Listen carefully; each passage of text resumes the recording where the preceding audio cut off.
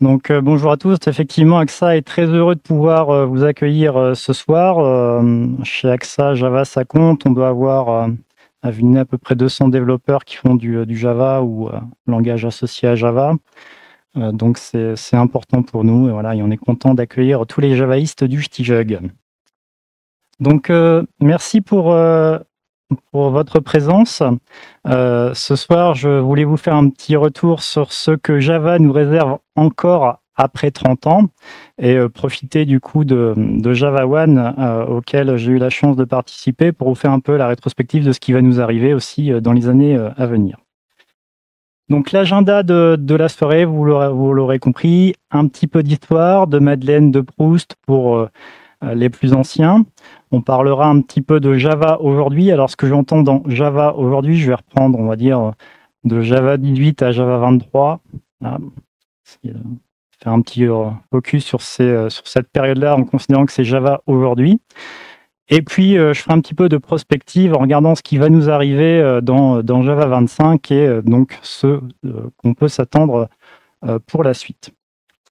Avant ça, qui je suis? Donc, je suis Guillaume Dufresne, je suis principal engineer chez AXA. J'ai 3 passions dans la vie, ma femme, l'informatique et le planeur, l'ordre pouvant varier en fonction des situations. Je suis aussi enseignant vacataire à l'université de Lille, donc instructeur et pilote planeur, et assez fan de jeux de société. Je ne vous donne pas mon âge, mais j'ai l'âge de vous faire cette présentation. Alors, il y a bien longtemps, dans une galaxie fort lointaine, on est 30 ans en arrière, je récupère un vieil ordinateur et dessus, il y a MSX Basic et je commence à développer mes premiers programmes informatiques. Donc, c'est du basique à coup de if, then, else, for, goto, gosub, pas de fonction, je ne connais même pas la programmation fonctionnelle. Alors, ce n'est pas l'ordinateur typique de l'époque. À l'époque, on est plutôt sur ce système d'exploitation, Windows 3.1. Quand les gens ont une machine de course, ils ont un 486 propulsé à 60 MHz, voilà, au mieux, avec 4 mégaoctets de RAM. Voilà, c'était la machine de l'époque. Alors, Internet, c'est pas du tout connu du grand public. Si vous demandez à un Français moyen c'est quoi Internet, au mieux, il va vous répondre une agence de nettoyage. Donc voilà, absolument inconnu. Ce qui se rapproche le plus d'Internet et de l'ordinateur pour le grand public, c'est le Minitel. Voilà, à l'époque, le téléphone portable, ce qui s'en rapproche, c'est le Bebop qui vient de sortir. Donc le Bebop, c'est un terminal mobile, mais qui est accessible que dans les hypercentres de quelques villes en France. À l'époque, la télévision par satellite fait son arrivée. Voilà, et c'est dans ce contexte-là qu'arrive Java. On est en 1995 chez Sun Microsystems. James Gosling et son équipe proposent un nouveau projet qui s'appelle Hawk à l'origine, qui a pour objectif quelque chose. À votre avis, qu'est-ce qu'ils avaient en tête chez Sun Microsystems quand ils ont inventé Java? Pourquoi il était fait à l'époque? Est-ce que vous avez une idée? Pourquoi ils ont conçu Java? Pas pour le web, non. Pas du tout. À l'époque, on s'est dit que la prochaine chose qui allait révolutionner l'industrie, c'était la télévision interactive. Et donc, ils souhaitaient utiliser ce langage et ses facultés de pouvoir être écrit une fois et de tourner un peu sur tout type de système pour tourner sur des boîtiers de télévision interactive, par exemple. Bon, aujourd'hui, on l'utilise plus du tout pour ça. En tout cas, son spectre d'utilisation s'est très, très largement diversifié à ce pourquoi il a été pensé initialement. Alors, deuxième question, pourquoi ce langage s'appelle Java? À l'époque, le projet ou le langage s'appelait plutôt Hawk, chêne, parce qu'il y avait un beau chêne devant le bureau de James Gosling. Donc, ils n'ont pas été chercher beaucoup plus loin. En fait, Java, donc c'est un type de café. Les développeurs dans l'équipe de James Gosling buvaient beaucoup de café, donc ils ont pris Java comme nom. Alors, d'ailleurs, c'est assez rigolo. En Californie, on trouve pas mal de coffee shops qui s'appellent Java Coffee. Voilà. Donc, je pense que c'est vraiment un type de café qui doit être assez populaire là-bas. Et donc, c'était il y a 30 ans. Et je vous invite à regarder cette petite vidéo sur dev.java/duke qui réintroduit ce pourquoi ils ont pensé Java à l'époque, et c'est vraiment une vidéo de science-fiction. Quand vous remettez les choses dans le contexte de l'époque, on vous présente un terminal avec un écran tactile, avec de la gestuelle dessus. Enfin, franchement, pour les plus anciens, regardez cette vidéo, c'est vraiment très intéressant. Donc on avance un petit peu, on est en 1998 et Bill Gates fait une démonstration de Windows 98. C'est pas une blague, ça se passe vraiment comme ça quand il le présente on stage. Bon, évidemment, c'est pas Windows 98, ça ressemblait plutôt à ça. Le web commence à émerger en France, donc moi j'utilise Netscape Navigator. À l'époque, j'ai un super modem 56K, je me souviens encore de la douce mélodie qu'il fait pour se connecter. Et dans ce contexte-là, Java vient de sortir en version 1.2, qu'on nommait Java 2, d'ailleurs à l'époque. Et il commence à se décliner en différentes éditions, édition standard, édition entreprise, édition micro. C'est une version majeure dans l'écosystème Java, donc ça apporte plein de nouvelles fonctionnalités. Le JDK, il augmente vraiment de taille, il fait à peu près x3 si mes souvenirs sont bons, notamment Swing, qui est un gestionnaire de fenêtrage qui permet de construire des applications de bureau assez riches, et vous pouvez encore utiliser Swing, c'est encore présent dans le JDK aujourd'hui. Une application qui a été écrite à l'époque, elle tournera parfaitement sur un JDK 24, pas de problème. C'est l'époque à laquelle arrive toute l'API collection. Voilà, alors maintenant on a un peu l'habitude de manipuler tout ça, mais à l'époque c'est un peu une révolution d'avoir ce langage orienté objet avec cette vision-là.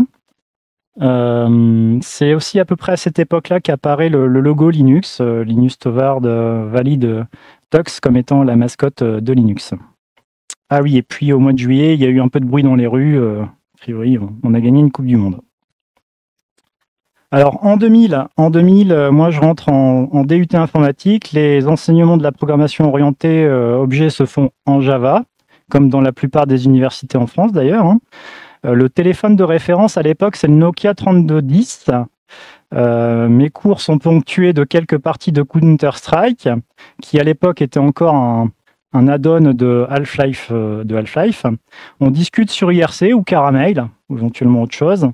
Même si la DSL commence à se répandre dans les foyers, on organise encore des LAN games, on se réunit, on branche nos PC ensemble. Du coup, on maîtrise bien le protocole FTP. Voilà.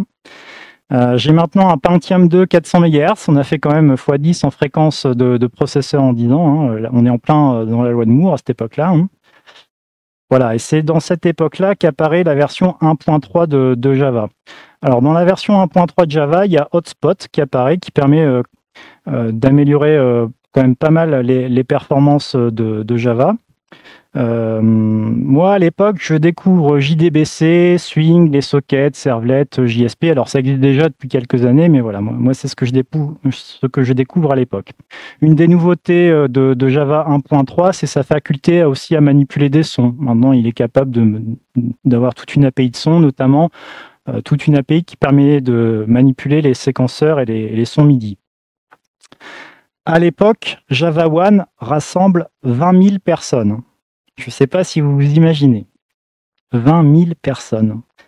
Le team event du soir, c'est un concert d'Elton John dans le stade de San Francisco. Incroyable. On avance un petit peu, on sort la version 1.4 de Java, on est en 2002. Donc maintenant on a un Nokia 3410, on a un écran couleur, dessus il y a le WAP. Internet commence à s'inviter sur les téléphones. Bon alors Internet, soyons modestes, c'est du texte, je navigue à 2 à l'heure dessus, mais enfin bon voilà, ça commence à arriver. J'utilise Firefox, j'ai une Freebox maintenant, et je joue à des MMO en ligne gratuits qui sont fournis par Goa, filiale de France Télécom, notamment la 4e prophétie et Dark Age of Camelot. Pour discuter, on utilise MSN Messenger et je préfère la distribution Slackware à Debian. Voilà, référence tout à fait personnelle. Donc, Java 1.4 arrive avec un lot de nouvelles fonctionnalités, notamment autour du XML. On a des trucs super intéressants qui permettent de transformer un XML en un autre, XSLT. On peut faire des expressions régulières et on a une API de log qui vient nous permettre d'afficher des logs et puis de faire du sysout dans nos programmes. C'est à cette époque-là qu'apparaît Hibernate. Donc Hibernate, un ORM, maintenant, je pense que tout le monde connaît les ORM, mais voilà, à l'époque, c'est une révolution, hein, de pouvoir mapper des objets Java sur des requêtes SQL, voilà, incroyable. Et ça va fondamentalement changer la manière dont on interagit avec les bases de données par la suite. On avance un peu, 2004, nouveau MMO, super à la mode, World of Warcraft. Je me lance là-dessus dès la sortie française, donc en avril 2004. À l'époque, la mode, c'est le téléphone à clapper. Jamais trop compris pourquoi, enfin, voilà. J'ai commandé un CD Ubuntu, reçu gratuitement par la poste. À l'époque, ils envoyaient des CD Ubuntu par la poste. Incroyable. J'historise et je partage mon code plutôt avec Subversion, qui a plutôt la cote à l'époque, hein. Voilà. Donc Java 1.5 arrive. Et c'est une des versions qui a été le plus marquante pour moi en termes de nouvelles fonctionnalités à l'intérieur du langage. Je me souviens avoir découvert les annotations, les types primitifs qui vont s'auto-boxer dans des objets, les génériques qu'on peut qu'on peut utiliser pour des listes, par exemple, ou qu'on peut utiliser comme type générique de méthode, et donc avoir des espèces de templates de classes qui peuvent s'adapter à différents types, les énumérations, bref, on a tout un nouvel arsenal à notre disposition. Et j'avoue qu'à l'époque, quand tout ça est arrivé, j'ai pris du temps avant de comprendre ce que j'allais pouvoir en faire, surtout au niveau des génériques. C'est à cette époque-là aussi que sort Maven. Donc ça nous facilite grandement la description de nos dépendances et toutes les phases de build de nos projets, hein, pour la compilation et le packaging, c'est super pratique. Et puis, il y a ce petit nouveau framework qui vient de sortir, qui s'appelle Spring en version 1.0. On continue d'avancer. 2006, alors maintenant j'utilise Thunderbird, qui est dans la continuité des outils de la suite, qui permet d'utiliser un client mail, voilà, produit alors à l'époque c'était même pas Mozilla, mais c'était repris après par Mozilla. C'est à cette époque-là aussi que le public découvre Facebook. Donc Facebook s'ouvre au public. Avant c'était un truc réservé pour les universités américaines, hein. Je me prends pour une star sur Guitar Hero, voilà, à l'époque. Il y a un petit truc qui vient de sortir qui s'appelle YouTube. Il n'y a que quelques vidéos dessus, mais voilà, ça paraît prometteur. Et c'est aussi à cette époque-là où je retourne à l'université, mais cette fois-ci en tant que vacataire. Donc, je suis enseignant à l'université depuis 2006. Ça commence à faire un petit moment. Java 1.6 apporte son lot de nouvelles fonctionnalités, autour notamment du XML. Apache CXF vient de sortir. Et c'est l'âge d'or des web services en SOAP, hein. Voilà. Donc on a un tout nouveau garbage collector aussi qui vient de sortir, G1, qui permet de tirer parti des processeurs multicore et hyper-threadés. Ça permet de grandement améliorer la collecte des objets en mémoire qui sont plus utilisés. Je commence à utiliser Spring, moi, à cette époque-là, qui est sorti depuis un petit moment, avec sa version 2. Et encore une fois, j'avoue qu'à l'époque, la première fois que j'ai mis les mains dans Spring, j'y comprenais pas grand-chose. Il y a Hudson qui vient de sortir. Donc Hudson, c'est un nouvel outil d'intégration continue, voilà. Donc ça permet de compiler votre code pendant que vous n'êtes pas devant votre ordinateur. Avant, vous lanciez la compilation, vous allez prendre un café, vous discutez avec les collègues. Bon, maintenant, il y a l'agent de build qui fait ça pour vous. Hudson qui a été renommé en Jenkins quelques années plus tard. On avance un peu, on est en 2011. Alors, il s'en est passé des choses entre-temps, hein. Je vous rappelle, on était en 2006, hop, on arrive en 2011. Il a fallu un petit temps avant que la version 1.7 de Java ne sorte. Le monde a avancé. Apple et Steve Jobs ont marqué l'histoire avec l'iPhone, maintenant on a Internet dans la poche. Linus Torvald, lui aussi, a encore révolutionné un peu l'informatique en apportant Git à la communauté des développeurs. Et donc maintenant on peut aussi utiliser Stack Overflow pour développer. Mais comment on faisait avant, on ne sait pas trop, on lisait de la doc sans doute. On utilise TeamSpeak pendant nos parties de jeux en ligne, par exemple sur StarCraft 2 qui vient de sortir. Et puis, il y a Google qui a racheté une société qui s'appelle Android, Donc elle s'approprie ça pour en faire son système pour le mobile, et ça permet le lancement du HTC Dream, qui est le premier téléphone mobile à avoir un système Android. Le Bitcoin vient de sortir, je me dis que ce truc ne marchera jamais. Entre-temps, Oracle a aussi racheté Sun Microsystems, et ils engagent d'ailleurs un procès assez gigantesque contre Google, qui a utilisé les API Java pour faire Android. Les évolutions du langage sont assez modestes par rapport à tout le temps qui s'est écoulé, mais bon, on peut quand même noter l'arrivée par exemple du try with resource, donc qui permet de fermer automatiquement un fichier ou n'importe quelle ressource closable dans un bloc try. On a quand même toute l'API Java NIO, les nouvelles entrées-sorties non bloquantes, les passes aussi qui permettent d'exprimer des chemins, ou les file systems. On a le catch d'exception multitype, on peut catcher plusieurs exceptions à la fois. Et puis, il y a une toute nouvelle instruction de bytecode qui est apparue dans les JVM à cette époque-là, le invoke dynamic. Ça évoque rien à personne à cette époque-là, et ça passe un peu inaperçu d'ailleurs à l'époque, mais ça va vraiment fondamentalement changer la manière dont la JVM fonctionne, et ça va nous permettre d'apporter plein de fonctionnalités ensuite. Donc c'est à cette époque-là qu'apparaît Groovy et Gradle comme solution alternative à Maven. Il y a Apache Kafka qui est open sourcé par LinkedIn. Et puis il y a les jugs qui commencent à fleurir à cette époque-là. Moi je me souviens avoir fait mon premier JTJug en décembre 2009, c'était chez ADO sur les WebSockets. On avance un peu, 2014, un Java 1.8. Alors, en 2014, il y a Windows 8 qui sort avec son interface moderne UI, alors un petit peu controversé d'ailleurs, c'est un peu revenu en arrière. Et puis, il y a ce jeu GTA V qui devient la sortie de l'année, qui marquera l'histoire du jeu vidéo, je pense encore pour un petit moment. La fibre commence à arriver dans nos logements. Et donc, c'est dans ce contexte-là qu'apparaît Java 1.8. Alors, dans Java 1.8, on a les lambda expressions qui tirent justement parti du invoke dynamic qui est apparu en tant qu'instruction dans la version juste avant.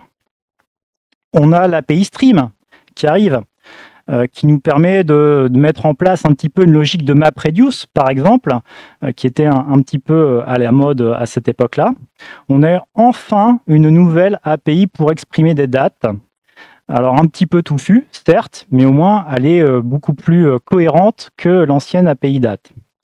Je ne vous demande pas ce que veut dire le new date 2014-3.18. Il y a quelqu'un qui sait me dire exactement quelle date ça donne. Donc la réponse c'est ça donne pas 2014-3.18. 3000 et quelques, et on est en avril et c'est le 18 quand même. Bon bref, voilà. Et Oracle et Sun se sont excusés pour cette API date d'ailleurs. Donc bref, maintenant on a une nouvelle API date, on sait facilement changer de créneau horaire, voilà, c'est beaucoup mieux. On a les default méthodes qui apparaissent aussi dans cette version de Java. Il y a Kotlin qui arrive en 2014.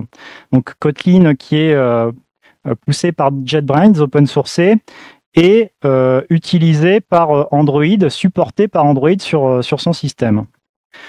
On commence à voir apparaître Docker, donc à partir de cette époque-là, les conteneurs deviennent vraiment quelque chose. Et apparaît aussi le projet Reactor, la programmation réactive.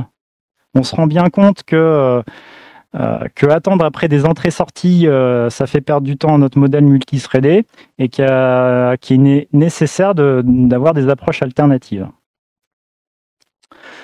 2017, alors en 2017, il y a Google qui sort un prototype de véhicule autonome via sa filiale Waymo. On a l'intelligence artificielle qui commence clairement à prendre de l'ampleur, notamment AlphaGo, qui est l'intelligence artificielle qui bat le meilleur joueur de Go du monde. On a l'iPhone 10 et le Samsung Galaxy S8 qui sont à l'époque les meilleurs téléphones du marché. Nintendo qui sort la Switch. Et le Bitcoin qui dépasse pour la première fois 10 000 $. Ça ne marchera jamais, Facebook non plus. On est maintenant plutôt mobile first. On se pose la question plutôt de savoir si on fait des progressive web apps ou des single page applications. Côté Java, donc bien avec cette version Java 9, alors historiquement, la numérotation de Java, c'est à partir de cette époque-là où j'ai vraiment pris le pli de dire Java 9, 10, 11. Avant, j'avais plutôt tendance à dire Java 1.7, 1.8, même si officiellement, c'est à partir de la version 1.5 de Java qu'on dit Java 5. Bon, moi, c'est vraiment à partir de Java 9 où j'ai commencé à l'utiliser. Donc, c'est avec cette version de Java 9 qu'apparaissent les modules, donc qui permettent de découper un peu macroscopiquement un ensemble de classes, un ensemble de packages, pour découper plus finement les choses et surtout définir de manière plus rigoureuse qu'est-ce que j'expose à d'autres modules et qu'est-ce que j'importe d'autres modules. Bon, faut être assez honnête, les librairies n'ont pas encore toutes pris le pli des modules Java. Je pense que vous, en tant que développeur, je ne sais pas qui utilise des modules en développement dans ces projets. Waouh, une personne. Voilà, ça montre à quel point ce système il est populaire. Hein. Voilà, c'est comme ça. En tout cas, pour Java lui-même, hein, pour la JRE, pour le JDK, c'est plutôt utile. Et ça permet, par exemple, d'avoir un outil comme JLink qui permet de construire des JRE sur mesure pour une application donnée. Si j'ai pas besoin de XML, si j'ai pas besoin de connexion réseau, si j'ai pas besoin d'interface graphique, que j'ai besoin que d'autres choses, hop, je sais construire un JRE propre à mon application et je sais livrer ce JRE avec mon application. Pour livrer des applications standalone tout en un, sans devoir demander à nos utilisateurs d'installer un JRE, c'est quand même beaucoup plus pratique. Et on a JShell aussi qui sort. Donc JShell, un interpréteur CLI qui permet d'écrire du Java en mode interactif, qui est plutôt pratique hein, pour faire des tests ou voir comment fonctionne une API. Et c'est surtout à cette époque-là que le cycle de vie des versions de Java commence à changer. Je vous rappelle que les versions d'avant, il a fallu attendre 5 ans, puis de nouveau 4 ans pour avoir une nouvelle version de Java. Ils sentent bien qu'il faut changer les choses, accélérer le mouvement pour maintenir un petit peu un bon niveau d'adhérence de la communauté, alors qu'à côté, il y a plein de systèmes qui évoluent beaucoup plus vite. C'est à cette époque-là aussi qu'apparaît Spring Boot, qui facilite grandement la manière de packager les applications et de configurer les différents modules de Spring ensemble. Et c'est aussi à cette époque-là qu'apparaît Kubernetes, qui est open sourcé par Google pour gérer des flottes de conteneurs dans un data center. 2018, on entend parler de Red Dead Redemption 2 au JT et de Fortnite également. Donc les jeux vidéo s'invitent dans les JT. C'est à cette époque-là que Oracle revoit son modèle économique autour de Java et donc maintenant il faut passer à la caisse pour pouvoir utiliser Java en production. On en profite pour sortir JavaFX comme module supporté par la communauté et il ne fait plus partie du JDK de base. Javax Servlet devient Jakarta Servlet. Donc tous les modules Java Entreprise Edition, ça devient Jakarta Edition. Sans doute une cause collatérale du procès entre Google et Oracle. Sur ce qu'apporte sur le fond Java 11, donc on a les variables qui permettent de faire de l'inférence de type à la compilation et le client HTTP qui jusqu'alors n'était pas terrible de base dans le JDK. Enfin, on a un vrai client HTTP, même si on peut encore évidemment utiliser toutes les librairies qu'on a à cette époque. Java 21, il y a une petite maladie qui est passée par là. Je profite de la période de confinement, moi, pour me lancer sur des nouveaux jeux vidéo, Final Fantasy VII Remake et Cyberpunk, qui a complètement raté son lancement. Côté Java 17, apparaît les records, le pattern matching et les seed classes. C'est vraiment à cette époque-là, donc c'est il y a 5 ans, hein, qu'apparaît GraalVM et la compilation native. GraalVM, c'est vraiment l'éléphant au milieu du couloir. On ne peut pas faire, voilà, sauf si vous êtes dans une caverne depuis un petit moment, vous en avez forcément entendu parler. Donc ça permet de compiler un programme Java en code natif et de se passer du JRE au moment de l'exécution, vu qu'il est inclus dans l'exécutable final que vous livrez. Donc Micronaut et Quarkus en tirent parti dès le début. Côté Spring Boot, il faut attendre que tous les modules se mettent à la page et qu'on intègre l'ensemble et la diversité des modules qu'on a dans Spring pour vraiment en avoir un support à large échelle. Et comme on a des infrastructures de plus en plus distribuées, bah, pour nous aider, il y a OpenTelemetry qui vient à la rescousse pour monitorer tous nos produits distribués. On en arrive aujourd'hui. Aujourd'hui, 2025, la Gen IA est là. La voiture autonome est déployée assez massivement. Par exemple, Waymo qui a déployé sa flotte de véhicules autonomes à San Francisco en guise de test. Et d'ailleurs, c'est assez impressionnant de voir ces véhicules sans conducteur rouler. Et vous, qu'est-ce que vous avez retenu de ces 4 dernières années? Question ouverte. Donc pendant ce temps-là, bah, il y a Java 18 à 23 qui sont sortis. Et ce que je vous propose dans un premier temps, c'est peut-être de faire un petit focus sur ces fonctionnalités que vous n'avez peut-être pas encore l'habitude d'utiliser. Bonne question, tiens. Qui utilise une version supérieure à Java 17 aujourd'hui en production? Ah, ouais, quand même. Ok, donc je vais aller vite alors. Ok, donc pour les autres qui utilisent, alors peut-être que vous avez du Java 17 en production, mais vous n'utilisez pas ces fonctionnalités-là. Hein. C'est toujours intéressant de revoir qu'est-ce qu'il y a réellement à ma disposition aujourd'hui. Donc, alors pour faire plus simple, je vais passer en recopie d'écran.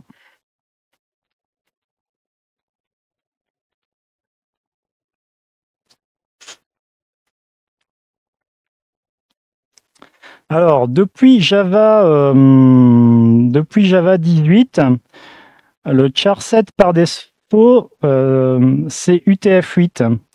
Alors, quel impact ça a et qu'est-ce que c'est? Quand vous ouvrez un fichier que vous ne définissez pas le charset, il prend le charset par défaut. Mais c'est quoi le charset par défaut? Eh bien, ça dépend de votre système. Et ça, c'est embêtant quand même. Ça dépend du système. Parce qu'on a tendance à déployer sur plein de systèmes différents. Et si ça dépend du système, c'est pas sous la maîtrise du développeur. Et donc, bah, depuis Java 18, ils ont quand même proposé une idée sympathique qui est de dire, en fait, le charset par défaut, il est par défaut, mais le même sur tous les systèmes, et ça sera UTF-8. Donc, si vous lancez un programme qui lit un fichier sans spécifier le charset par défaut avant Java 18, bah, c'est celui du système. Alors, juste un petit exemple de qu'est-ce que ça donne. Attendez, je vais fermer ça. J'y arriverai plus clair. Voilà, beaucoup mieux.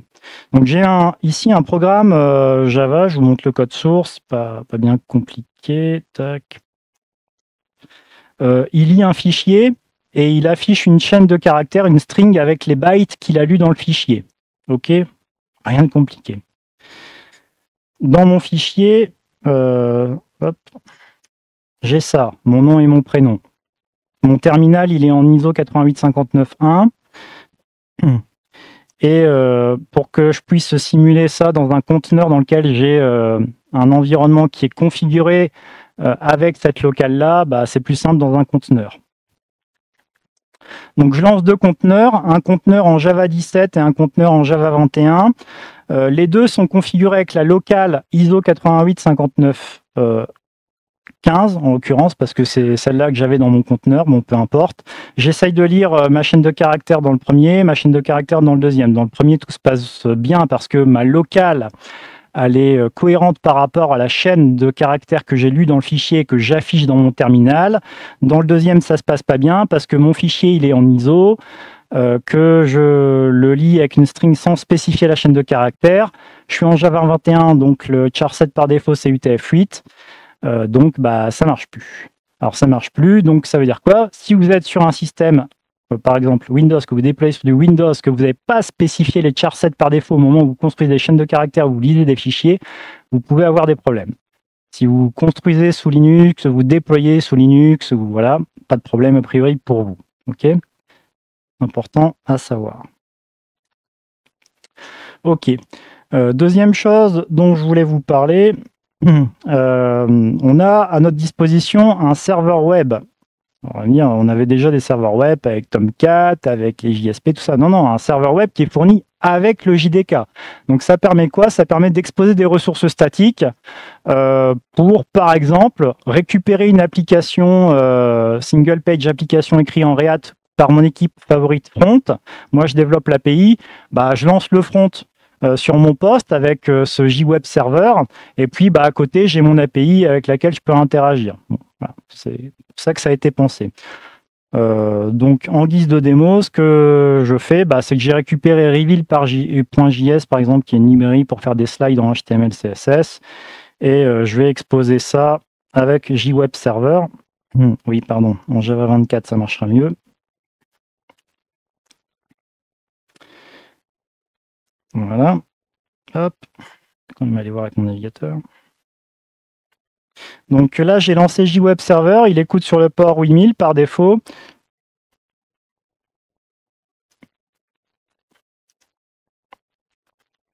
Voilà. Et donc, j'ai mes slides reveal.js qui sont exposés par mon JWeb Server. Donc, vous n'êtes plus obligé d'installer NPM, par exemple, pour exposer vos présentations. Vous avez maintenant à votre disposition un serveur qui est capable d'exposer du code statique. En Java 18, vous avez la possibilité de surcharger la manière dont sont résolus les DNS. Vous allez me dire, mais pourquoi j'aurais envie de faire ça? Eh bien, en fait, les DNS en Java, ils ne sont pas résolus par Java, ils sont résolus par le système. En quoi ça pose un problème? Eh bien, ça peut poser un problème, par exemple, si vous êtes sur des virtual threads, parce qu'au moment où le thread va déléguer la résolution DNS au système, il va attendre et il va être piné, le thread va être piné sur la résolution DNS. Donc, si vous êtes sur un système qui fait beaucoup de requêtes d'API, par exemple, sur différents URL, et que la résolution DNS, il y en a des résolutions de hostname, il y en a beaucoup, à l'échelle, ça peut poser problème.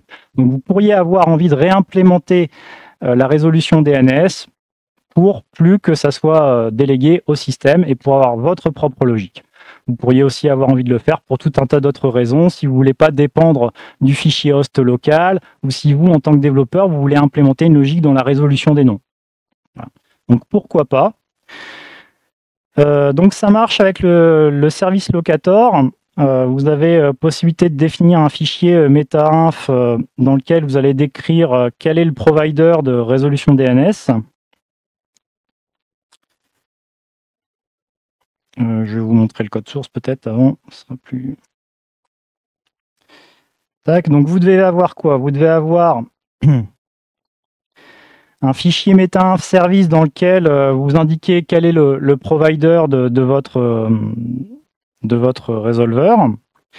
Et votre résolveur, il ressemble à quoi? Bien là, j'ai fait un exemple extrêmement simple où toutes les adresses vont être résolues en 127.0.0.1. Vous voyez, il n'y a pas grand-chose à surcharger. Il y a deux méthodes, lookup by name et lookup by address. Et puis après, vous pouvez implémenter la logique que vous voulez. Bon, je vous prouve que ça marche quand même. Donc pareil, j'ai un conteneur. Oups, je ne suis pas dans mon répertoire. Pardon.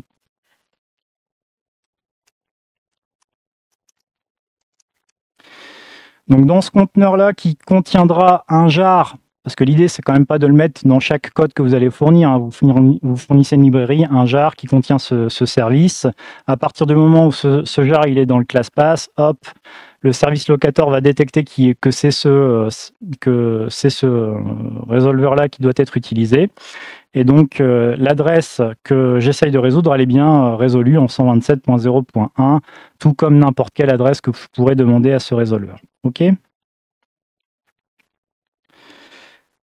Ça marche. Est apparu aussi, donc du coup, avec la version 21 de Java, les Sequenced Collection. Avant, on n'avait pas de manière très uniforme dans une collection de pouvoir dire je prends le premier, je prends le dernier. J'ajoute en premier, j'ajoute en dernier. Pourtant, ça paraît des opérations relativement simples, mais dans la notion de collection, il n'y a pas vraiment ça. Je peux itérer des éléments, je peux obtenir un itérateur, mais il n'y a pas ces fonctionnalités de base. Donc ça ne va pas changer pour vous. Vous utilisez des listes, vous allez toujours pouvoir continuer à utiliser des listes, mais vous allez pouvoir utiliser maintenant en même temps des listes et des sets, par exemple, et les abstraire comme étant des sequence collection et pouvoir ajouter à l'intérieur, utiliser ces méthodes-là. Hop, je vous montre un exemple de code. Donc ici, j'ai une liste, j'ai une DQ, j'ai une sortie de set et j'ai une linked hash set. Donc sur tous ces trucs-là, il n'y a pas de problème. J'ai par exemple la méthode add, c'est des collections, je peux ajouter des choses. Par contre, récupérer le dernier élément, comme je vous disais, avec les listes, je suis obligé de récupérer le nombre d'éléments et de prendre le -1. Avec le DQ, j'ai une méthode qui s'appelle getLast. Avec le sortie7, j'ai une autre méthode qui s'appelle last. Et avec les linked h7, j'ai rien. Je ne peux pas récupérer le dernier élément. Je suis éventuellement obligé de tous les prendre et récupérer que le dernier. Bon, les Sequence Collection en Java 21, maintenant, ça permet de manipuler tous ces types d'objets et d'avoir des méthodes uniformes pour récupérer le premier, le dernier, donc le last, le first. J'ai une méthode pour récupérer la vue inverse de la liste. Ça peut être assez pratique. Je peux retirer le premier, je peux retirer le dernier, je peux ajouter en premier et ajouter en dernier. Alors attention, juste une petite subtilité, le ajouter en premier, ajouter en dernier, ça peut ne pas être supporté par certains types. Il a fallu faire un compromis, et par exemple, sur les sorties de set, comme c'est trié par l'ordre naturel, ça n'a pas de sens d'ajouter un élément dans un sortie de set en lui disant « je veux forcément l'ajouter en premier ». Non, ça va dépendre de la valeur de l'élément que vous êtes en train d'ajouter. Et donc, comme ça n'a pas de sens, le sortie de set jette une unsupported operation exception si vous essayez d'ajouter en premier un élément. Et même chose si vous essayez d'ajouter en dernier un élément. Voilà, c'est un compromis relativement acceptable au vu du nombre de méthodes qu'on récupère de manière abstraite. Ok, alors, autre chose, qu'est-ce qu'on a de nouveau? Alors, on a maintenant à notre disposition les, du pattern sur les records. Donc les records qui est apparu quelques versions de Java avant, ça nous permet de faire des objets qui portent de la valeur, des objets immutables, on peut y mettre des méthodes, ok, très bien. Eh bien avec, avec deux JEP, la 440 et la 441, je vais pouvoir exprimer des patterns sur les records, que ça soit dans un if ou dans un switch. Donc j'ai un record point, le truc un peu bateau, XY, j'ai des rectangles qui sont composés de 2 points, point début, point en haut à droite par exemple, le point en bas à gauche. Je mets tout ça, mes objets, que ce soit des points ou des rectangles, je les mets dans une liste d'objects, j'itère tous mes objets, et si jamais l'objet sur lequel je suis, c'est une instance de rectangle, alors j'affiche l'aire du rectangle, et si c'est un point, j'affiche les coordonnées du point. Bon, ça, si vous n'avez pas de pattern matching sur le record, c'est un peu plus compliqué à faire. Il aurait fallu le faire en 2 fois. Ici, ce que j'aurais pu faire, c'est un instance of point P et ensuite prendre le X et le Y du point. Mais si je suis intéressé par le X et le Y directement du point, je suis capable d'exprimer directement en pattern matching le fait que je veuille le X et le Y. Je capture la structure du record pour mettre dans des variables directement ces valeurs. On appelle ça la déconstruction. Je pars d'un pattern et à partir d'une méthode ou d'une forme, j'extrais dans des variables les choses. Et c'est des choses qui vont être de plus en plus présentes avec le langage. J'en reparlerai juste après. Voilà. Alors, de quoi je peux vous parler d'autre? Je vais avancer un petit peu parce que je vois l'heure qui tourne. Vous n'êtes pas passé à côté des virtual threads, j'imagine. Donc jusqu'à aujourd'hui, quand on faisait de la programmation concurrente, on créait des threads. Et un thread, c'est quoi? C'est un processus qui est créé par le système d'exploitation pour gérer de manière indépendante la stack d'appels à nos fonctions, par exemple. Et ça gère aussi les pointeurs sur les fichiers et tout un tas d'autres choses qui sont liées au système. Alors c'est bien, mais ça ne passe pas à l'échelle. Si vous voulez créer 10 000, 20 000, 30 000 ou 100 000, voire 1 million de threads, ça ne va pas être possible parce qu'en fait, la quantité de mémoire qui est allouée par le système d'exploitation pour un processus, même s'il est léger, un thread c'est relativement léger, c'est de l'ordre de 1 mégaoctet, voilà, à peu près. Et donc, vous comprenez bien que si vous créez 1 million de threads, vous allez avoir un problème. Donc, on s'est dit, tiens, on a quand même envie de plus en plus de faire du traitement concurrent et potentiellement très concurrent. Et ça a été influencé par les langages du type, je sais pas moi, Go. En Go, vous êtes capable de faire des routines et d'en faire des millions sans que ça soit gênant. Donc on s'est dit, en Java, comment on fait ça? Eh bien, on le fait avec des virtual threads. On laisse la JVM gérer elle-même ses processus. Donc, au final, ça va quand même être porté par un thread du système d'exploitation, mais c'est la JVM qui va prendre un processus en attente, donc un thread virtuel, le séquencer sur un thread du système, et il va comme ça faire l'ordonnanceur entre les tâches qui sont en attente et les processus que j'ai à ma disposition. Il y a des gens qui utilisent les virtual threads en production aujourd'hui? Ouais, quelques-uns. Sur Java 21? Ouais, vous n'avez pas eu de problème en prod? Ouais.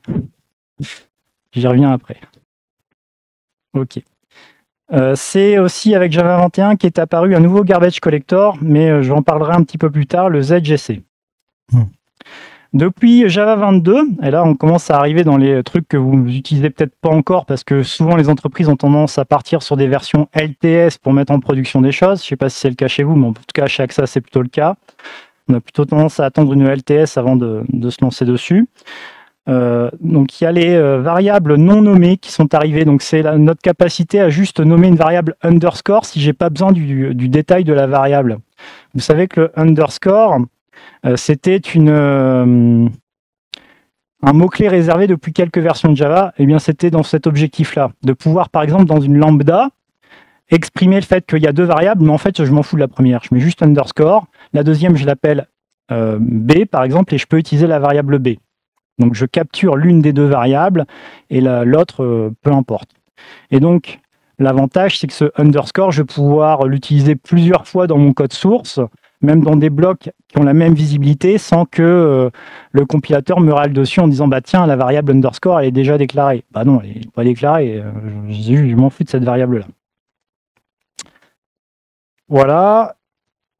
Et une dernière chose qui est arrivée avec Java 22, même deux autres choses, le Foreign Function and Memory API. Donc ça va permettre d'appeler des méthodes natives et de partager de la mémoire avec d'autres processus.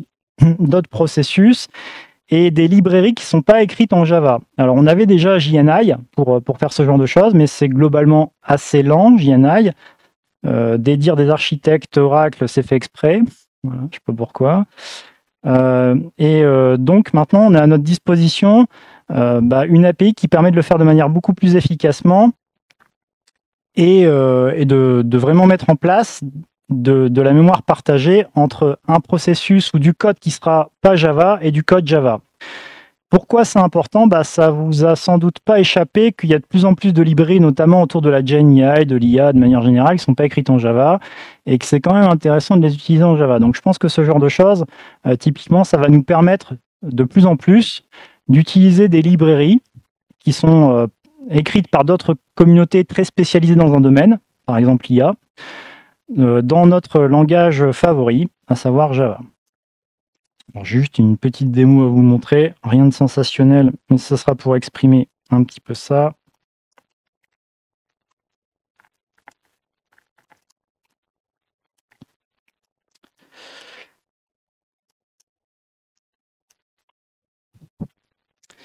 Là, j'utilise la librairie ncurse en Java pour afficher un écran dans mon terminal. Ncurse, c'est une librairie écrite en C. Il y a un ensemble de fonctions qui vous permettent de positionner des fenêtres à l'intérieur d'un écran textuel dans un terminal. Donc, c'est une librairie qui est très connue des gens qui écrivent des applications console en C. Et bien là, j'utilise des fonctions C qui sont mises à disposition de mon Java. OK. Je passe la démo. On avance. Donc ça, c'est Java au présent. Maintenant, je vais parler de Java un peu au futur. Qu'est-ce qui nous attend dans Java au-delà de Java 22 ? Eh bien, Java 1 a été l'occasion de préciser un petit peu tout ce qui allait nous arriver. Donc Java 1, conférence du 18 au 20 mars, il y a à peu près 600 participants, 5 tracks, 82 slots au total. C'est pas une conférence si grosse que ça, quand on compare par exemple à Devox, mais bon, c'est aussi beaucoup plus spécialisé. Et ça a été synchronisé avec le lancement de Java 24. Ils ont profité du premier jour de la conférence pour lancer Java 24, et donc ils ont profité de la conférence pour présenter toutes les nouveautés de Java 24.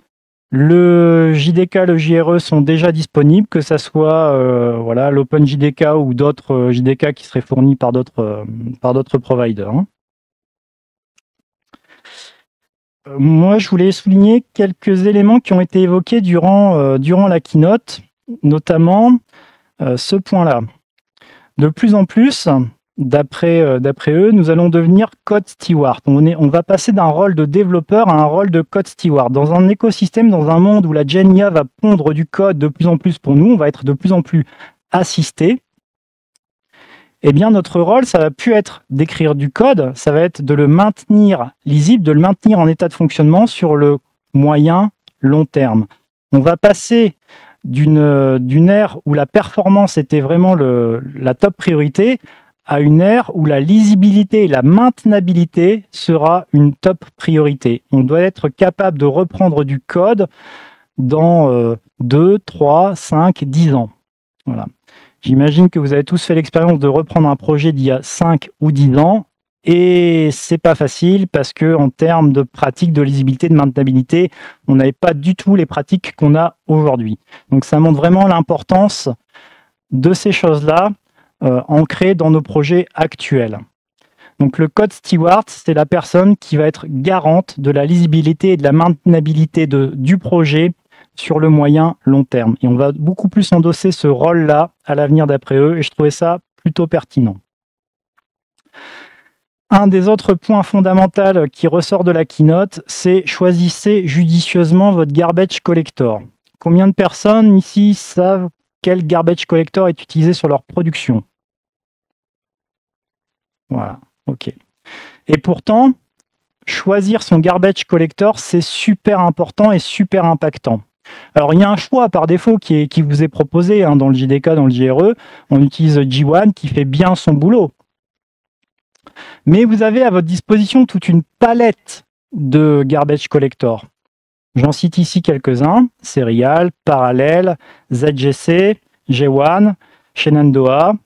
Voilà, je vais m'arrêter là. Après, il y en a d'autres un peu plus anecdotiques qui sont potentiellement fournis par des providers spécialisés. Par exemple, Azul, dans sa distribution Zing de la JRE, propose leur propre garbage collector, qui a de très bonnes propriétés, en tout cas, ils le prétendent. Alors, c'est pas magique. Pourquoi il y en a autant? Pourquoi il n'y en a pas un qui ressort du lot? Parce que choisir un garbage collector, c'est toujours faire un trade-off entre ces trois choses, entre le débit, la latence et la mémoire consommée. Supposons que vous déployez vos applications Java plutôt petites dans des petits conteneurs. Très peu de CPU à disposition, très peu de mémoire. Eh bien, vous n'allez peut-être pas choisir G1. C'est peut-être pas le choix plus pertinent. Vous allez peut-être plutôt choisir Serial GC parce que c'est un garbage collector qui consomme peu de mémoire, qui est plutôt efficace en système contraint, par exemple. Et au final, votre application aura de meilleures propriétés sur la globalité pour mieux absorber la charge et tenir dans le temps. Par contre, Serial GC, il a un inconvénient, c'est qu'il va avoir des temps de pause non prédictifs et que de temps en temps, vous allez avoir une requête qui va, pour répondre, elle ne va pas répondre en 10 millisecondes, celle-là, elle va répondre en 5 secondes. Parce qu'il y a le garbage collector qui sera passé par là.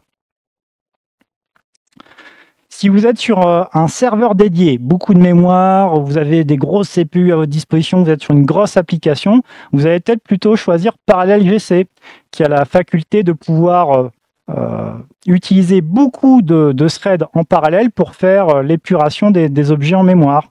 L'inconvénient, ça consomme pas mal de CPU et de mémoire, mais ça permet grandement de réduire la latence au global.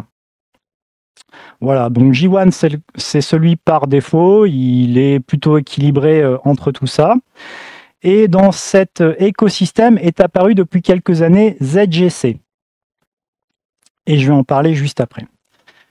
Donc, premier insight, choisissez votre GC. Et ce n'est pas un choix d'entreprise. On ne peut pas faire un choix pour toutes les applications de l'entreprise.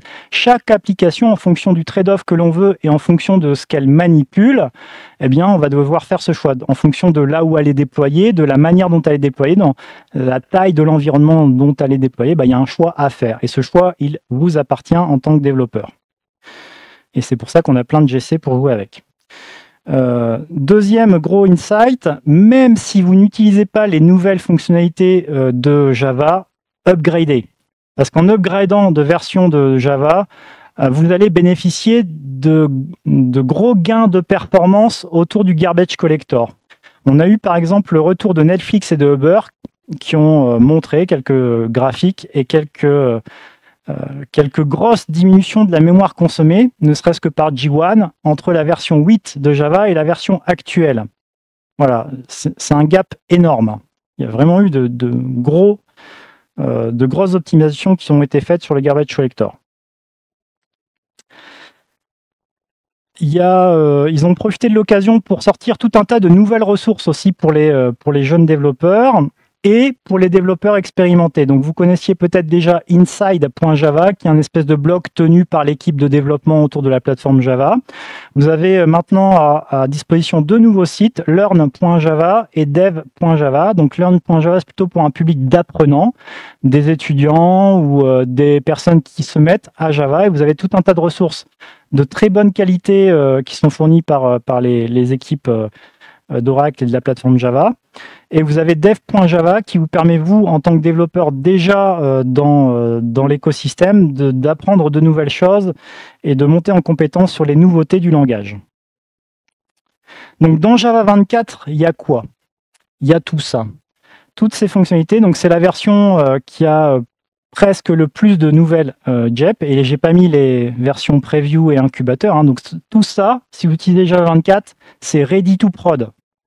Hein. Juste pour en exprimer quelques-unes intéressantes.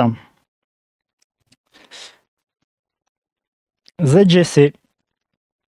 Alors ZGC, je l'ai dit, ça vient d'il y a quelques versions. C'est quoi ZGC? C'est un garbage collector qui fait du tri sélectif. C'est pour ça qu'il y a les poubelles de couleurs.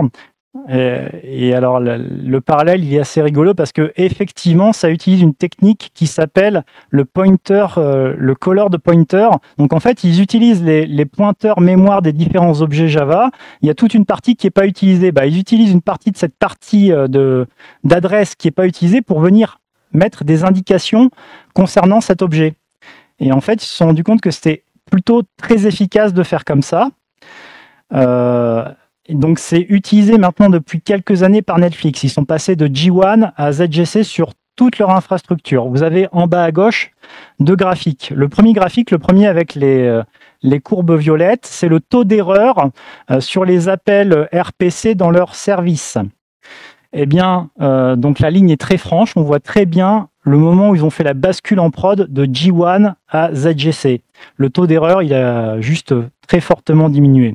La courbe blanche derrière, c'est à J-7. Donc on voit que au jour et à l'heure où ils ont activé ZGC, eh bien, ils n'ont plus eu d'erreur sur leurs appels RPC. Pourquoi ils avaient des erreurs? Parce que en fait, ils avaient été très agressifs sur les temps de time-out de leur service, et ils préféraient faire deux appels, quitte à les faire pour rien, plutôt que de partir en time-out au bout de 30 secondes. Donc ils avaient réglé le time-out très court, donc de temps en temps ça générait une erreur, à cause du garbage collector, entre autres, parce qu'il y avait un temps de pause et donc time-out. Et donc en activant ZGC qui a un taux de pause tout petit, et c'est vraiment le focus de ZGC, c'est d'être très tiré sur le fameux triangle que je vous ai montré tout à l'heure sur des temps de pause très courts. Et donc, ça a permis de significativement réduire le taux d'erreur chez Netflix. En bas à gauche, vous avez les temps de pause moyens du garbage collector. Vous voyez qu'à gauche, c'est plutôt très variable. Hein, et puis d'un seul coup, plus rien. Et c'est pas qu'il n'y a plus rien, c'est que les temps de pause sont tellement faibles en dessous de la milliseconde qu'ils ne sont pas affichables en fait. Alors, c'est toujours avec un trade-off, hein, je vous l'ai dit. Hein, on tire d'un côté, a priori, on mange un petit peu de l'autre. Le trade-off, ça va être la consommation mémoire, entre autres.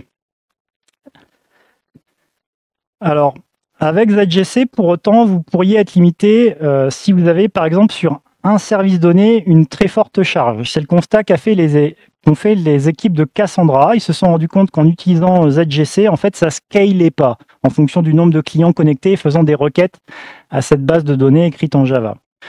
Au-dessus d'une centaine de clients connectés, eh bien, les temps de réponse passaient explosés et étaient vraiment beaucoup moins bons qu'avec G1.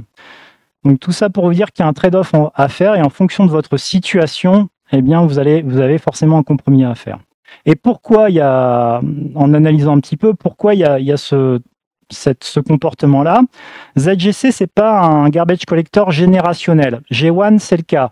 Il va sectoriser les objets jeunes, les objets qui ont une durée de vie, enfin qui sont moins vieux, et les vieux objets. Pourquoi? Parce que les vieux objets qui sont utilisés, il y a de fortes chances qu'ils soient utilisés très longtemps.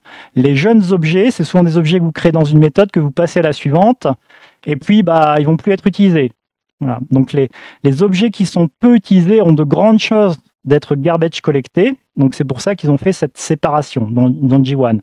C'est pas le cas dans ZGC. Dans ZGC, ils ont plutôt une logique de séparer les objets en fonction de leur taille et de maintenir les uns à côté des autres de petits objets pour pouvoir balayer la mémoire d'un seul coup sur tous ces petits objets. Voilà, c'est un choix qui a été fait. Eh bien, dans la précédente version de Java, je pense que c'est la 22 ou la 23, ZGC propose un mode générationnel. D'abord en option, dans la version 24 de Java, par défaut. Maintenant, le ZGC, il est générationnel.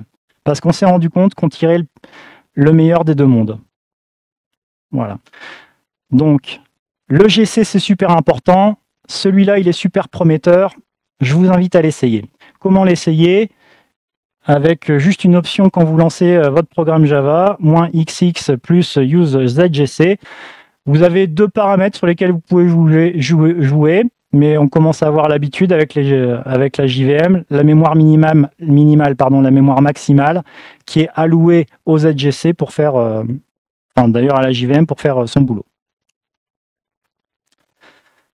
On a dans la continuité des travaux de content data sharing des choses qui arrivent autour du mode AOT et de l'apprentissage de Java.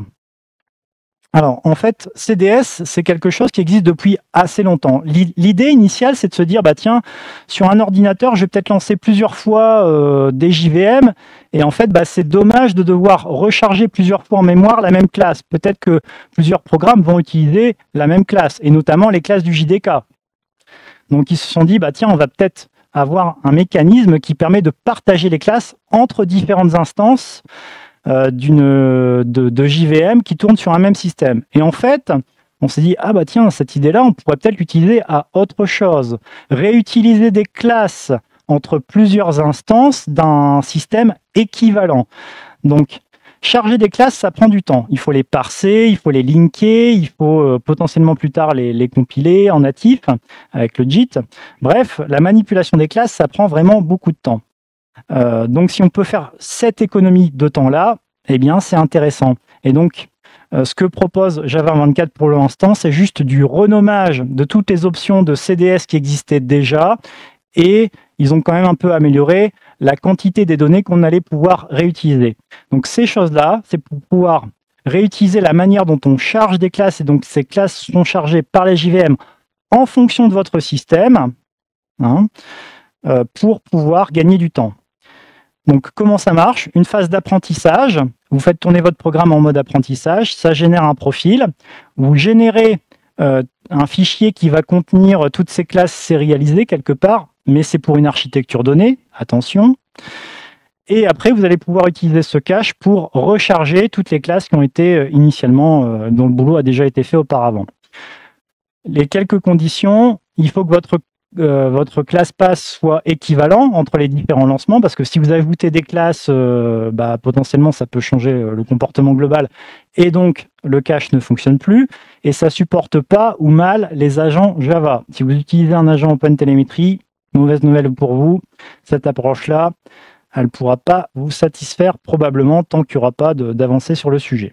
Mais enfin, c'est une approche qui est plutôt très prometteuse et qui va permettre notamment de faire gagner du temps à nos applications. Et Spring tire notamment parti de ces fonctionnalités-là pour nous aider à gagner du temps dans le lancement des applications Spring. Les stream gatherers.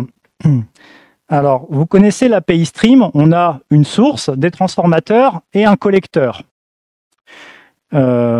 Sauf que si vous voulez maintenir un état dans le transformateur, c'est pas possible. Par exemple, comment vous pouvez faire pour vous avez une suite de nombres, une suite d'entiers. Donc ça, c'est mon stream, et vous voulez multiplier deux éléments, les éléments 2 à 2 dans la stream. Le premier avec le deuxième, le troisième avec le quatrième, le cinquième avec le sixième, etc., etc.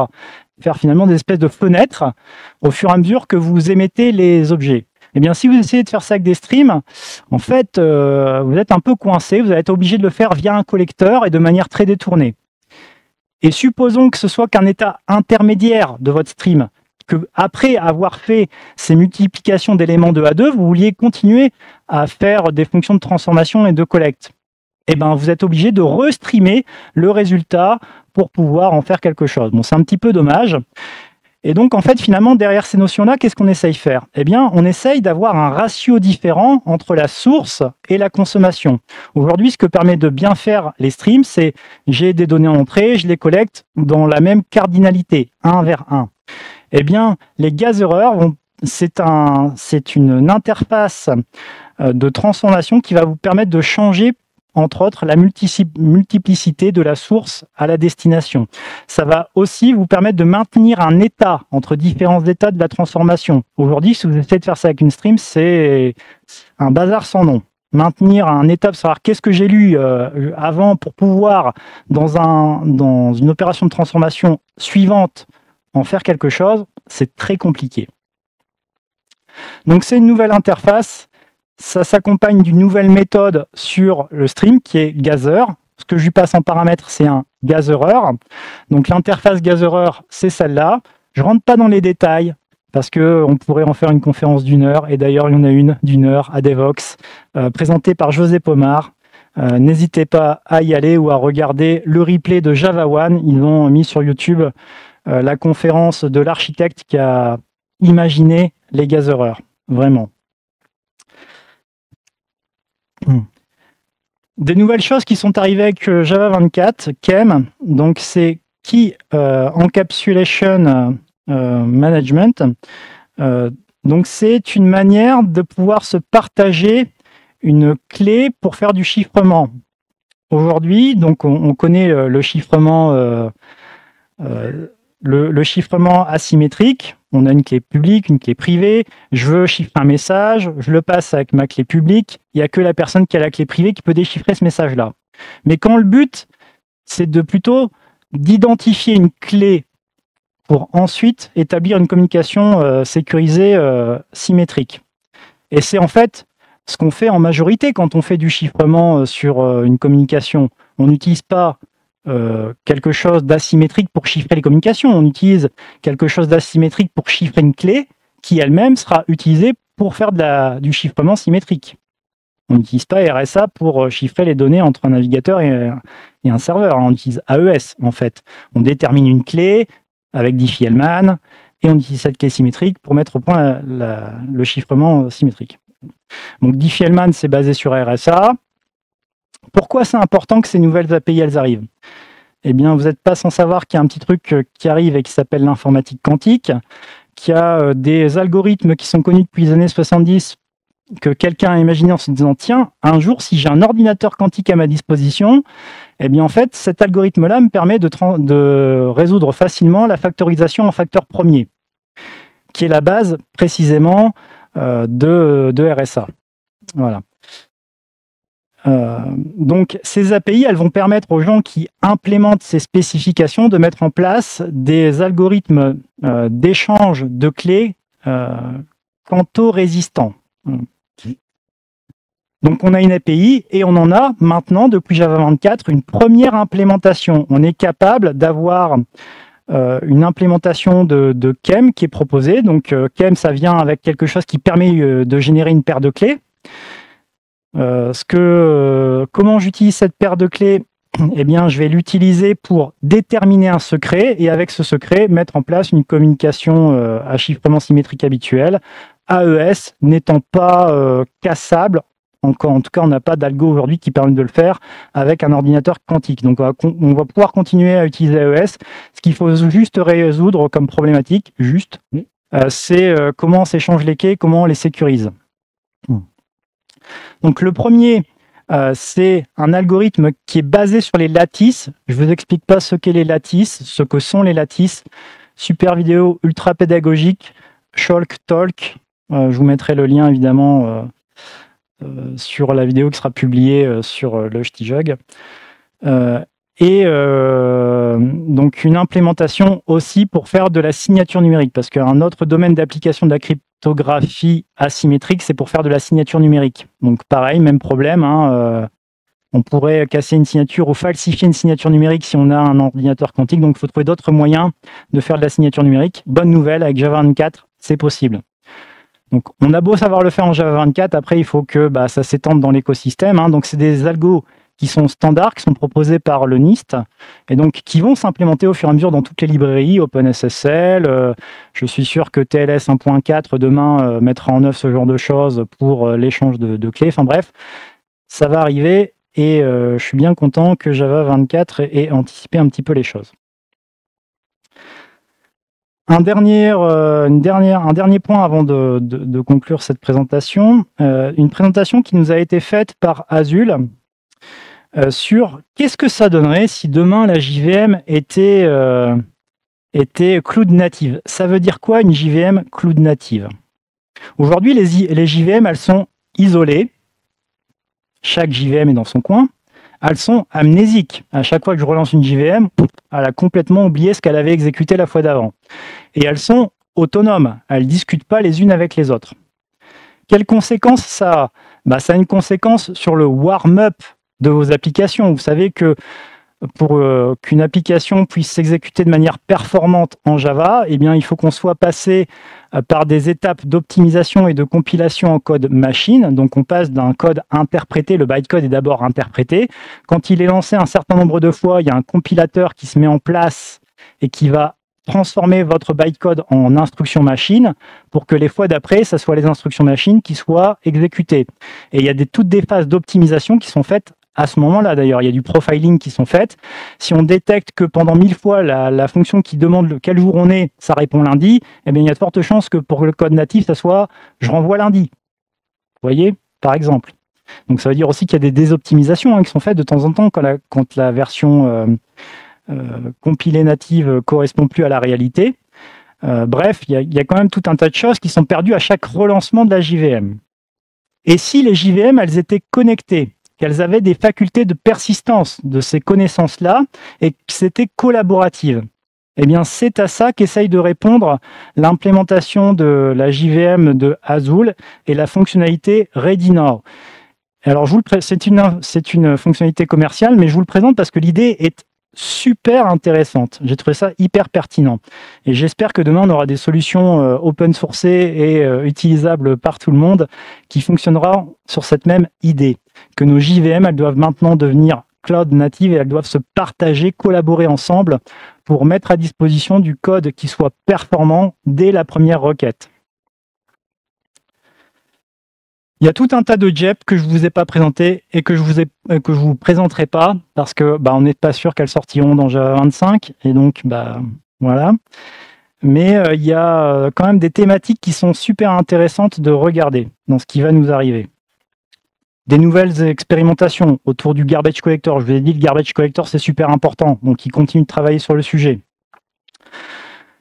On va avoir pas mal de fonctionnalités qui vont nous être apportées autour de la structured concurrency. De plus en plus, on est amené à faire des programmes et des tâches hautement concurrentes, mais ça devient difficile à faire à grosse échelle si on n'a pas une API qui nous permet de le faire facilement. Par exemple, imaginons que j'ai tout un tas de tâches qui soient dépendantes des unes des autres dans un stream et que réaliser un arbre de sous-tâches va dépendre d'une partie du résultat du premier arbre. Peut-être que ça ne sert à rien d'aller solliciter l'API de tarification des contrats AXA si, en fait, je me suis rendu compte que lors de la tarification d'un premier contrat, j'ai une erreur. Voilà. Peut-être que je ne rentre pas dans le cadre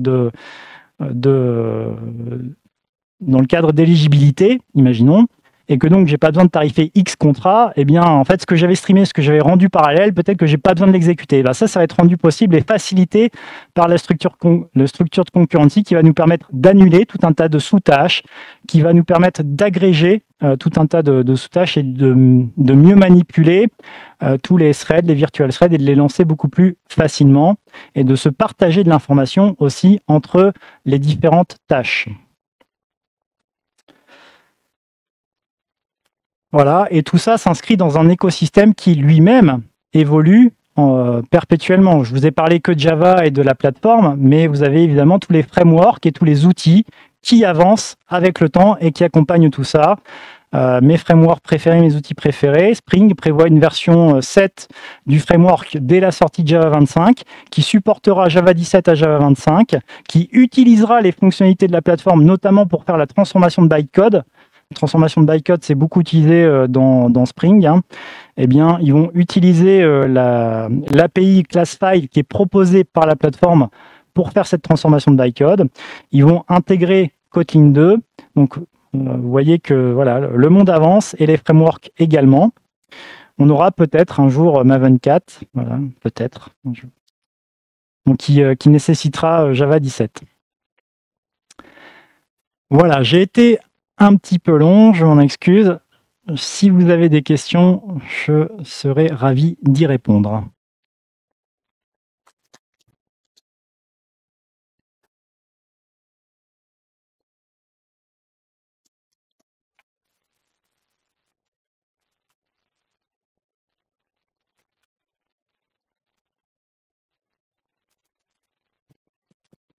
Bonsoir, merci pour cette présentation vraiment très complète.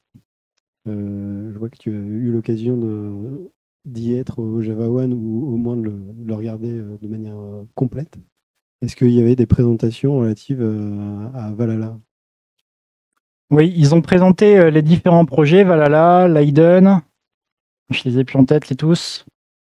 Ils ont présenté les différents projets. Alors, Valhalla, si tu peux me préciser lequel c'est? C'est celui qui permet d'avoir les types primitifs utilisables comme des objets ou vice-versa. Ok. Types primitifs comme des objets. Ok. Donc, je pense qu'il y a dans ce giron-là tout ce qui va être les values, les object values. Effectivement. Voilà. Donc, effectivement, aujourd'hui, en fait, on se rend compte que créer des objets à chaque fois, c'est coûteux. Un objet, ça a une en-tête, ça a un identifiant, ça a un pointeur, ça doit être garbage collecté, etc., etc. Les value objects, ils en ont parlé, ils ont présenté ce que c'était. On n'a pas encore de preview, de JEP, mais en tout cas, ça arrivera. Oui, quand, je ne sais pas. Merci.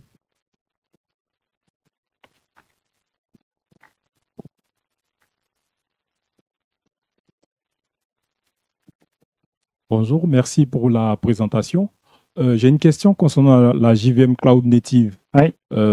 Tu as dit que c'était là pour améliorer le warm-up. Je voulais savoir, est-ce qu'il s'agit de crack ou c'est différent de crack? Alors, qu'est-ce qu'il va y avoir comme similarité avec crack? Donc, crack, c'est la faculté pour une JVM à un moment de s'arrêter, de sauvegarder complètement son état et de se reprendre. Hein. Donc, c'est des choses qui sont aussi utilisées et étudiées dans différents frameworks, comme Spring aussi, qui essaye de mettre en œuvre ce genre de choses. Et pour l'objectif est le même, en tout cas, réduire le temps de démarrage. Je ne pense pas que dans Crack, il y ait l'objectif de réutiliser, par exemple, le code compilé natif. C'est plutôt toute l'initialisation de la JVM qu'on veut accélérer. Donc ça recouvre une partie de l'objectif, mais pas tous. La réutilisation du code JT, en fait, c'est compliqué parce que ça nécessite d'avoir la même architecture. Donc, on ne peut pas le faire non plus d'une machine Windows à une machine Linux, par exemple, ou d'un processeur ARM à un processeur Intel. Hein. Donc, ça demande tout un tas de conditions. Mais c'est possible parce qu'en fait, quand on déploie des applications, par exemple dans des pods, c'est toujours la même architecture, c'est toujours le même ClassPass, etc. Donc, non, ce n'est pas la même approche que Crack. Ils utilisent directement le compilateur C2 pour partager de l'information. Donc, c'est leur compilateur, C2. Donc, le truc qui compile en JIT. Et ils utilisent ça. Pas le truc qui qui va dumper finalement la mémoire à la sortie de l'initialisation de la JVM.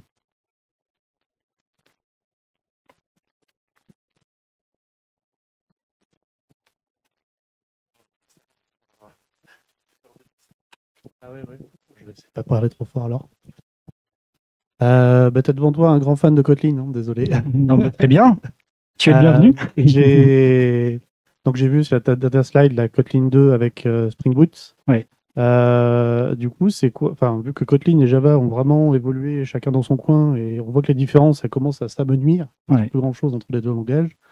Bah, qu'est-ce que tu peux m'en dire sur cette intégration de Kotlin 2 avec Spring Boot? Enfin, dans quelle direction on va en fait? Ouais, alors moi, malheureusement, je ne vais pas pouvoir t'en dire grand-chose parce que je ne suis pas familier de Kotlin. J'en vois bien l'intérêt, en tout cas, et je vois que ça a énormément dynamisé la plateforme Java, ne serait-ce que par tout ce qui est tiré sur le mobile. Hein. Aujourd'hui, quand on fait du développement Java en mobile, on ne le fait pas en Java, on le fait en Kotlin. Enfin, je sais pas, tu pourras me contredire ou pas. Ça a amené énormément toute cette réflexion autour des coroutines et ça a énormément contribué à la réflexion autour des virtual threads. Donc, ils ont forqué, ils se sont influencés l'un l'autre, ils se sont tirés tous les deux vers le haut, je dirais. Je pense que ça continuera à avoir sa place pleinement à l'avenir. Java d'un côté, Kotlin de l'autre. Hein. Voilà. Après, j'ai pas de boule de cristal. Et je ne saurais pas t'en dire beaucoup plus sur le support précis de Kotlin en Spring. En tout cas, je sais qu'il y a des personnes qui développent en Spring et qui le font 100% en Kotlin. Bonjour, merci pour la présentation. En fait, moi je suis très grand fan de Spring et j'utilise beaucoup Spring Bootflu ces derniers temps. Ouais. Et là, j'ai vu qu'est-ce qu'apporte Java à partir de Java 21 sur les virtual threads et apparemment ils ont fixé un gros bug sur Java 24 pour les pin threads, il me semble. Ouais. Et là aujourd'hui, est-ce qu'on peut dire que Java avec les virtual threads, est-ce qu'il peut rivaliser avec Spring Bootflu ou alors c'est des use cases différents carrément? Alors, l'objectif n'est pas exactement le même. Dans Webflux et Reactor, de manière générale, on essaye de faire du pool de bout en bout et donc de ne générer la donnée et de la transmettre que quand elle est nécessaire. L'objectif se rejoint dans le sens où du coup on n'attend plus après une entrée-sortie. Quand on n'a pas l'entrée, on se met en attente et on attend qu'elle soit là. Donc, en ça se ressemble. Le problème de Webflux, en tout cas pour moi, qui ai essayé de m'y mettre à un moment donné, c'est la complexité engendrée par cette approche. Que ça soit avec Reactor ou avec autre chose, toute cette logique réactive, elle est très compliquée à mettre en œuvre. Elle n'est pas du tout habituelle pour quelqu'un qui vient d'un monde un peu multithreadé, voilà, où cette problématique-là, elle a été adressée pour lui. Et c'est compliqué. Donc, complexité. Après, imaginons que je sois capable de faire face à cette complexité. Pour quel intérêt? Se pose donc l'objet de ta deuxième question, finalement. Les virtual threads, ils sont arrivés en se disant, OK, le modèle de multithreading, il est quand même pas mal. Il permet d'avoir une approche simple sur un modèle hautement concurrentiel et de ne pas avoir à donner cette responsabilité-là aux développeurs. Et en plus, aller dans la continuité de tout ce qu'on a fait jusqu'à présent. Elle est compatible avec tout ce qu'on a fait jusqu'à présent. Donc, ils ont une approche où à partir du moment où un processus il est en attente, il attend une entrée ou une sortie, eh bien, il est géré plutôt par le langage plutôt que par le système et il va être réorchestré à un moment donné. Est-ce que l'un va remplacer l'autre? Je ne sais pas. Je vais te donner quelques indices. Dans Elidon, donc il y a une stack, un framework qui permet de faire du développement un peu à la mode Spring. Hein. Ils avaient fait le choix jusqu'à la version 3 d'être sur des stacks 100% réactives. Voilà. C'était un petit peu masqué aux développeurs, mais voilà. Ils ont fait le choix dans la version 4 de complètement revenir sur du virtual thread et sur de la programmation classique. Et en plus, ils ont obtenu un gain de performance, parce qu'au passage, ils ont monté de version de JVM, etc. Je ne dis pas que ça va être le cas dans tous les cas, hein, mais il vaut mieux faire du virtual thread avec de la programmation comme avant que de mal faire du réactif. Voilà. Ça, c'est déjà mon premier constat. Bon. Et même sans virtual thread. Hein. Parce qu'en fait, mal faire du réactif, ça vous amène tout de suite une contre-performance, globalement, hein, dans votre application. Est-ce que ça va le remplacer? Je le pense. En tout cas, c'est ce que pense Netflix, qui a aussi fait ce choix-là. Netflix, qui était quand même extrêmement promoteur de Java RX, qui avait du réactif un petit peu sur toute son infrastructure. Il y a quelques années, ils ont complètement changé d'infrastructure, ils sont passés sur du Spring Boot et ils sont revenus à tout ce que je vous ai cité, donc ZGC au passage, mais les virtual threads également. Netflix a été un des premiers à lever la main en disant les virtual threads, ça passe pas à l'échelle en fait. Là, on a nos threads qui sont pinés sur les thread systems et il y a des situations de deadlock en fait où les processus s'attendent les uns les autres. Ce qui est peut-être du coup le constat que vous faites aujourd'hui sur vos JVM en Java 21. Ça a été résolu. C'était pas spécialement un bug en fait, c'était annoncé. Il disait voilà, partout où vous avez du code synchronisé, donc des méthodes synchronized ou des blocs synchronized, vous allez avoir ce type de comportement-là. Ce qui n'était pas anticipé, c'est que ça allait générer potentiellement cette situation de deadlock dans un écosystème où on est surtout dans des situations où on est fortement chargé. Et donc, il n'y a plus de thread système qui sont disponibles et tout le monde s'attend. Les blocs de code synchronisés maintenant ne sont plus pinés dans la version Java 24. Donc, la restriction a été levée. Donc tout ça, ça devrait être de l'histoire ancienne, normalement. Voilà, peut-être qu'il y aura d'autres problèmes, en tout cas pour le moment, c'est plus le cas. Et pour autant, a priori Netflix a fait des essais et ont confirmé que ça avait grandement amélioré les choses. Donc tout ça pour dire quoi? Tout ça pour dire que d'après Netflix, c'est facile de prendre la parole des autres, la programmation réactive c'est mort, mais ils disent aussi que les API REST c'est mort. Donc alors pourquoi ils le disent? Parce qu'ils sont passés sur GraphQL abondamment et que ça correspond bien à leur problématique. Voilà. Mais c'est leur problématique, c'est leur contexte. Je ne peux pas dire que ça sera le contexte de tout le monde. De toute façon, il y a tellement eu d'initiatives autour du réactif qu'il continuera à en avoir et que ça continuera à s'alimenter. Mais en fait, je trouve le rapport complexité-gain pas assez intéressant du côté réactif aujourd'hui et je préfère, moi, à titre personnel, vraiment me plonger dans faire une plateforme plutôt à base de virtual thread et de proposer ça à mes développeurs. Quoi.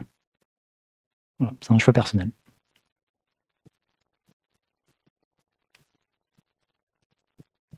Je vais commencer par rebondir sur la question précédente. Il y a un collègue qui m'a fait remarquer que dans la GEP de Java 24, l'histoire du thread pinning est résolue, mais il y a encore un cas qui reste à résoudre. C'est possible. Et par rapport au réactif, il y a les histoires de back pressure à implémenter soi-même, c'est pas. Ouais.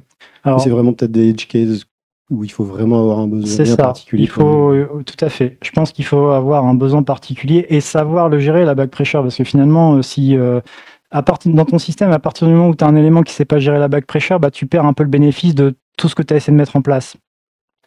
Et malheureusement, des dépendances qui ne gèrent pas correctement la back pressure, ne serait-ce que quand tu as une API à appeler qui ne gère pas la back pressure, comment tu fais quand tu dois séquencer ça dans tout le framework. Ouais, tout à fait. Donc ça devient compliqué en fait. Et donc j'avais une petite question quand même. Toi qui es fan de Spring, et je pense, on a parlé aussi de Kotlin, ça me fait penser à une vieille JEP dont j'avais parlé il y a quelques jugs de ça avec Rémi Forax. C'était une histoire de pouvoir faire un peu comme dans Kotlin, spécifier les variables qui peuvent être mises à nul ou ne peuvent pas être mises à nul. La JEP est depuis morte, il n'y a plus personne qui l'a fait avancer. Mais j'ai vu que côté Spring, IntelliJ, il y avait une nouvelle volonté de faire avancer ces annotations. Les nullables et qui venaient d'un peu partout. Je ne sais pas si tu en as entendu parler. Non, ça n'a pas été l'objet de présentation ou de voilà. Et j'ai pas vu dans le radar d'initiative, en tout cas de la part de du langage et de la plateforme de remettre ça. Par contre, des librairies qui permettent de faciliter ça, tu l'as dit, hein, que ce soit dans les IDE ou des librairies qui te vérifient que effectivement les objets que tu passes peuvent être nuls ou pas, il y en a. Ok, merci.